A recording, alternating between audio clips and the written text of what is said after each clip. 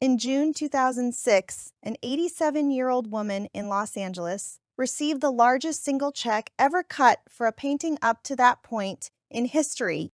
The check was for approximately $135 million. The painting was Gustav Klimt's portrait of Adele Bloch-Bauer I, gilded jewel-encrusted oil on canvas that had hung for decades in the Austrian State Museum as the unofficial Austrian Mona Lisa. The woman receiving the check was Maria Altmann, the painter's subject's niece. 8 years earlier, when Maria Altmann had first publicly demanded that Austria return the Klimt portraits her family had owned before the 1938 Nazi annexation, the Austrian government had refused. Then they had stalled. Then they had refused again. What followed? An international legal battle that reached the United States Supreme Court, an arbitration tribunal in Vienna, and a hostile vote by the Austrian parliament, is the most important restitution case in modern art history and a story that pulls the veil off Austria's long, careful pretense about who actually paid for the Nazi theft of art. To understand how a single painting became worth more than the operating budget of a small Austrian city, you have to start with the woman in the painting and the family that owned her. The story passes through Vienna at the height of its Belle Epoque, through the Anschluss of 1938, through the death camps, through a post-war Austrian government that quietly retained billions of dollars worth of stolen Jewish property, and through one extraordinarily determined 82-year-old plaintiff who refused to take no for an answer. Adele Bloch-Bauer was born in 1881 to a wealthy Viennese Jewish banking family. At 18, she married Ferdinand Bloch, a sugar industry magnate 17 years her senior. The combined family wealth, Bloch by Bauer, placed them among the dozen richest Jewish families in Findy-Siegel, Vienna. Vienna in 1900 was a city of approximately 2 million people, of whom roughly 175,000 were Jewish. The Jewish community had been emancipated, granted full civil rights, only in 1867, but in the 3 decades since, Jewish Vienna had produced an extraordinary cultural flowering. Sigmund Freud was practicing psychoanalysis in his consulting rooms on Bergassi. Arnold Schoenberg was beginning the experiments that would lead to atonal music. Stefan Zweig was a young writer. Gustav Mahler was conducting at the Imperial Opera. Ludwig Wittgenstein was an engineering student about to drift toward philosophy. The Bloch-Bauer salon, in their grand apartment in the Elisabethstrasse, was one of the most prominent Jewish-hosted cultural centers in the city. Adele was its hostess. Among the regular visitors to the Bloch-Bauer salon was Gustav Klimt. Klimt, born 1862, was the founder of the Vienna secession movement, and by the late 1892, the most celebrated and most controversial painter in Austria. He had broken with the academic art establishment in 1897 to found the secession, a movement that combined modern ornamental design, symbolist literature, and a frank treatment of sexuality that scandalized the Austrian press. His decorative paintings for the University of Vienna ceiling, featuring nude figures representing philosophy, medicine, and jurisprudence, had been so controversial that they were ultimately rejected by the university and never installed. By 1900, Klimt was the painter every wealthy Jewish Viennese family wanted for a portrait, and the painter every traditional Austrian commentator wanted to censor. Ferdinand Bloch commissioned Klimt to paint Adele in 1903. The portrait took 4 years to complete. Klimt made over 100 preparatory drawings of Adele, the largest documented series of preparatory studies for any of his portraits. The finished painting, completed in 1907, was the centerpiece of his show, called Golden Phase, the period in which Klimt was inspired by Byzantine mosaics he had seen on a trip to Ravenna, and was incorporating actual gold leaf and silver into his canvases. The finished portrait shows Adele seated in a long gold-patterned gown that dissolves into the abstract gold background. Her face and her right hand are the only naturalistically painted areas of the canvas. The hand is held in a peculiar way, the small finger hooked over the others, possibly a deliberate concealment of a finger that was disfigured by a childhood accident. The rest of the canvas is a riot of gold mosaic, stylized eyes, spirals, geometric flourishes, hieroglyphic shapes that Klimt borrowed from Egyptian, Byzantine, and Mycenaean art. The portrait was unveiled in 1907 to enormous acclaim. The Vienna Secession exhibited it.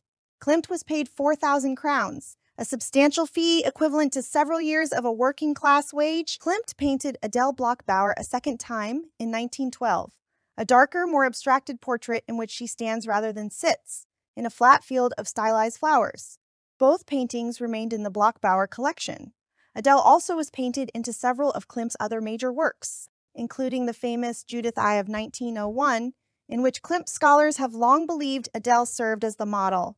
Adele Bloch-Bauer died of meningitis in January 1925 at the age of 43.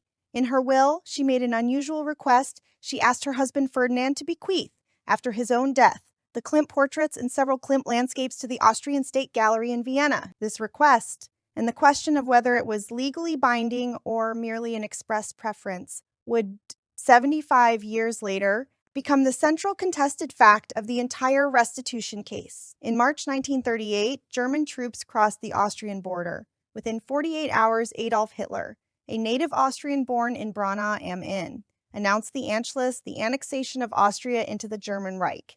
The Austrian people had, by every reliable assessment, greeted the German army with overwhelming enthusiasm. Massive crowds gathered in Vienna's Heldenplatz to hear Hitler speak.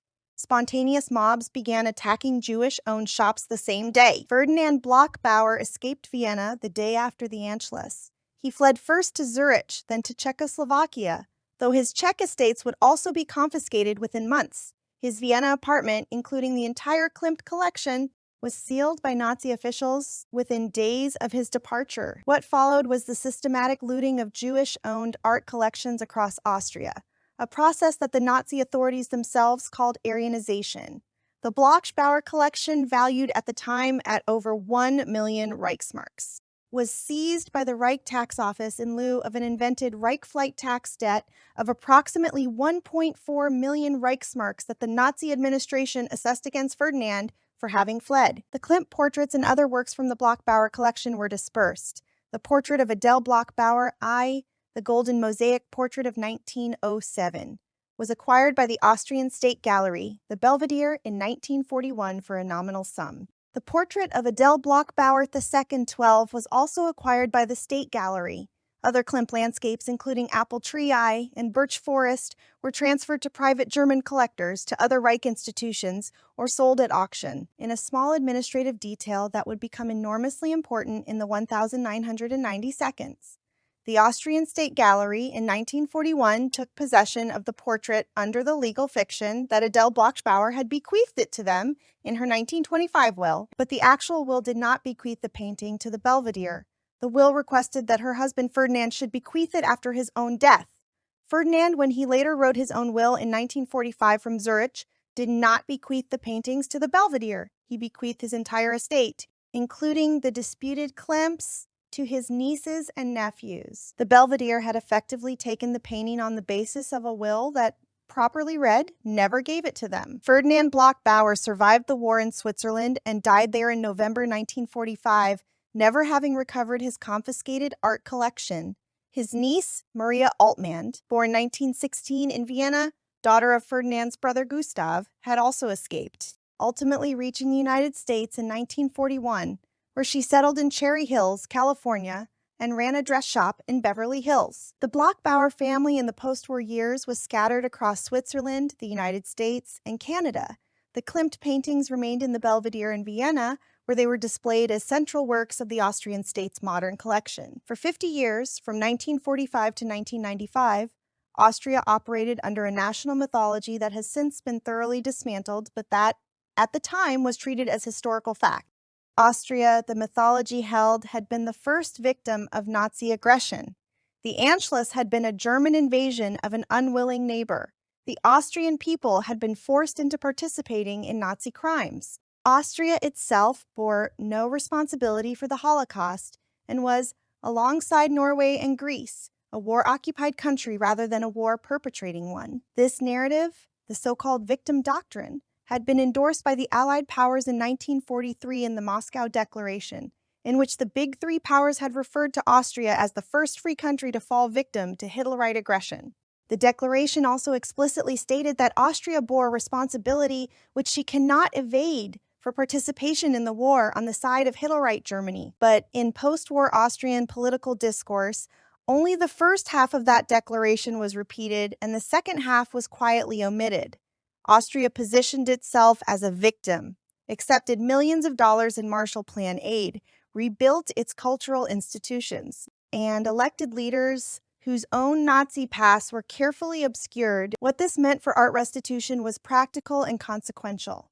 Between 1945 and 1955, the Austrian government did engage in some restitution. Particularly during the Allied occupation, restituted works were returned to Jewish families. But there was a catch. Austrian law of 1923 and a 1918 export law, still on the books, required an export permit for any work of art classified as a national treasure before it could leave Austria. In the post-war years, the Austrian state used these export laws as leverage. Restituted Jewish families who wanted to take their art out of Austria were frequently told that in exchange for export permits, they would have to donate their most important works to Austrian museums. This bureaucratic blackmail, you can have your family's art back, but you have to leave the best pieces in our museums in exchange for being allowed to take the rest, was applied to dozens of major Jewish collections in the late 1942 and 1952. The Klimts and the Belvedere, in many cases, had been donated to the state under exactly this kind of pressure. In 1948, attorneys representing Ferdinand Bloch-Bauer's heirs, including Maria Altmann, entered into negotiations with the Austrian state over the Bloch-Bauer Klimts. The negotiations took place under exactly the kind of export permit pressure described above. The heirs were ultimately told that, in order to retrieve other works from the collection, smaller drawings, decorative pieces, some lesser paintings, they would have to formally drop their claims to the major Klimts. The family signed. The Klimts remained in the Belvedere. The settlement was, in legal terms, a forced settlement under duress. The family attorneys at the time understood it as that and complained about it in their files. But Austria was not going to give up the Klimts, and the heirs were exhausted, scattered, and not in a position to spend years litigating in Vienna. The case might have remained closed forever if not for a remarkable Austrian investigative journalist named Hubertus Cernan. Cernan, a descendant of an old Austrian aristocratic family, was the leading reporter on Holocaust-era Austrian property crimes in the 1992. He had broken the story of Kurt Waldheim's wartime Nazi service in 1986. He had spent years working through the post-war Austrian archives that, for half a century, had been closed to the public. In November 1998, the Austrian parliament, under sustained international pressure, and after years of revelations about the post-war export permit blackmail and the unreturned property of Holocaust victims, passed a new restitution law. The 1998 law authorized the Austrian Ministry of Culture to review the provenance of works in Austrian federal museums and to restitute works that had been acquired under circumstances tainted by Nazi-era confiscation or by export permit duress. As part of the law's enactment, Austrian state archives that had been sealed since 1945 were opened to public researchers for the first time. Cernan was one of the first researchers in the door. Within months, Cernan had reconstructed the full provenance of the Bloch-Bauer Klimts. He had located the original 1923 Adele Bloch-Bauer will, showing that it merely requested, rather than legally required, that Ferdinand bequeath the paintings to the Belvedere. He had located Ferdinand's actual 1945 will, made in Zurich, in which Ferdinand bequeathed his entire estate, including the Klimts, to his nieces and nephews. He had located the Reich Tax Office confiscation files. He had located the 1948 forced settlement correspondence with the Austrian state. He published the story in October 1998 in the Austrian magazine, Der Standard. The article made a single core argument: the Klimts in the Belvedere had been illegally acquired, and the post-war Austrian state had used export permit blackmail to retain them. Cernan then did something unusual. He contacted Maria Altmann in Los Angeles, the surviving niece of Adele and Ferdinand Bloch-Bauer, and presented her with the archive evidence. He told her, "This is your family's case to make." Maria Altmann was 82 years old. She had spent 53 years assuming, like most of the Bloch-Bauer heirs, that the Klimts were irretrievably lost to the Belvedere. She was not a lawyer, she was a retired dress shop proprietor, but she was, by every account of those who knew her, exceptionally tenacious. She listened to Cernan's evidence. She decided to sue. Maria Altmann's case became, almost immediately, the highest profile art restitution case of the 1992. The Austrian government refused to consider returning the paintings.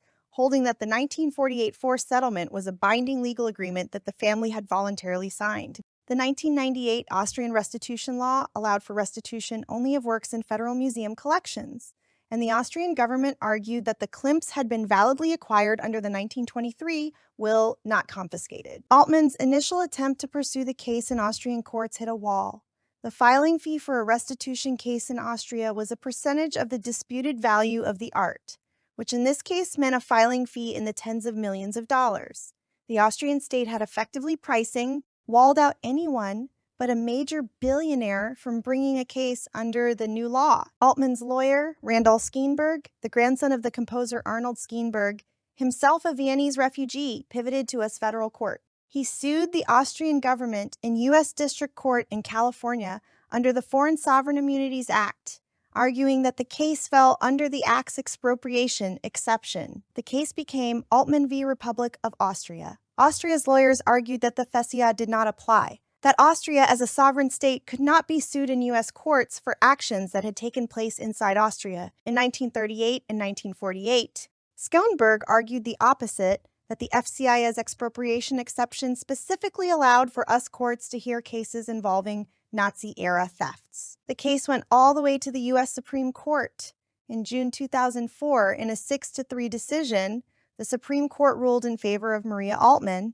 Justice John Paul Stevens, writing for the majority, held that the FCI's expropriation exception applied retroactively to actions occurring before the FSCI's 1976 enactment, and that Maria Altmann could pursue her claim against Austria in U.S. courts. Faced with the prospect of a full U.S. federal trial with discovery, with depositions, with Austrian government officials being subpoenaed to testify in California, the Austrian government did what governments often do in litigation, that they realized they cannot win on the merits. They proposed an alternative dispute resolution, an Austrian arbitration tribunal with binding international arbitration. Maria Altmann agreed. In January 2006, the 3-member Austrian arbitration panel issued its ruling.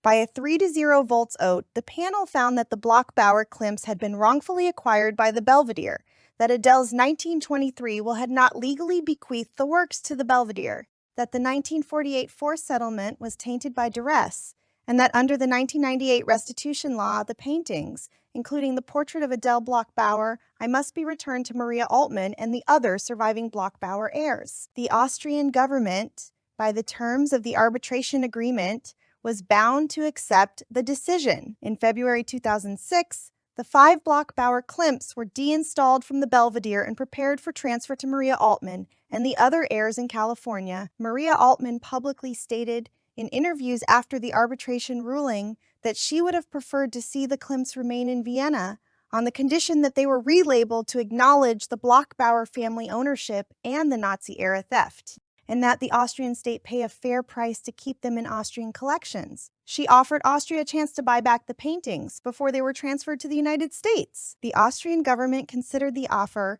The estimated combined value of all 5 paintings was approximately $300 million.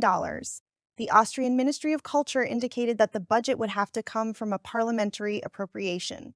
The Austrian parliament, after consideration, declined to authorize the purchase. The paintings, the parliament implicitly concluded, were not worth that much to the Austrian state. Maria Altmann then arranged for the sale of the paintings on the open market. Ronald Lauder, the American heir to the Estee Lauder Cosmetics fortune and a longtime collector of Austrian expressionist art, offered $135 million for the portrait of Adele Bloch-Bauer I, which would become the centerpiece of his new gallery in New York. The other 4 Klimts, the portrait of Adele Bloch-Bauer II, and 3 landscapes, Apple Tree I Birch Forest, and houses in Unterach and Mattersee, were sold at Christie's auction in November 2006 for a combined approximately $192 million. Total sale proceeds approximately $327 million. Maria Altmann's share after legal fees and division with the other surviving heirs was substantial but not the entire amount. She returned to her ordinary Los Angeles life. She died in 2011 at the age of 94. The portrait of Adele Bloch-Bauer I has hung at the New Gallery in New York since 2006. It is one of the most visited paintings in the museum. The label beside the painting describes its provenance in full, commissioned by Adele Bloch-Bauer in 1903. Confiscated by the Nazi regime in 1938, transferred to the Austrian State Gallery in 1941, retained under disputed circumstances in the post-war period, restituted to the Bloch-Bauer heirs in 2006. The Altmann case is, on its surface, a single restitution of 5 paintings to one family. In its larger consequence, it transformed the field of Holocaust-era art restitution in 3 specific ways. 1. The Supreme Court precedent in Altmann v. Republic of Austria. The decision opened us federal courts to dozens of subsequent restitution suits against foreign governments and museums. Plaintiffs have, in the 20 years since, used the Altmann framework to pursue cases against the Spanish Thyssen-Bornemisza Museum, against the Dutch state over works confiscated by the Nazis in the Netherlands, against the Russian Federation over works seized by the Red Army at the end of the war. The cases do not all succeed, but the Altmann decision made them all legally possible. 2. The Austrian transparency. Hubertus Scanzernan's archive work, vindicated by the 2006 arbitration ruling, established a precedent for systematic provenance research in Austrian museums. The Belvedere itself has, since 2006, restituted dozens of additional works to other families based on the same kinds of provenance investigations. 3. The norm-setting effect. The 1998 Washington Conference on Holocaust-era Assets had produced 11 non-binding principles for the restitution of looted art, principles that 44 countries had signed, but that had been almost universally ignored in the years before Altmann. After Altmann, those principles became enforceable expectations. Major museums in the United States and Europe began conducting systematic provenance reviews. The Association of Art Museum Directors adopted formal guidelines in 2007 requiring members to review and disclose Nazi-era provenance issues. None of this would have happened without an 82-year-old woman in Cherry Hills, California, who refused to take no for an answer, and a young attorney who happened to be the grandson of one of the Vienna refugees she had once known. The painting hangs in New York now. Adele Bloch-Bauer, who died in 1925 at 43, never imagined her likeness traveling so far, or being the centerpiece of a Supreme Court case, or being valued at more than the GDP of certain small nations. The painting itself does not know any of this. It just hangs on the wall, the gold leaf surface still catching the light, the way Klimt designed it to catch the light, indifferent to its own ownership. But the rest of us know, and every museum visitor who reads the label now reads, in a small printed paragraph, the entire moral history of 20th century Europe, compressed into a few sentences about who painted it, who owned it, who stole it, and who, after 8 years of arguments and one Supreme Court ruling, finally brought it home.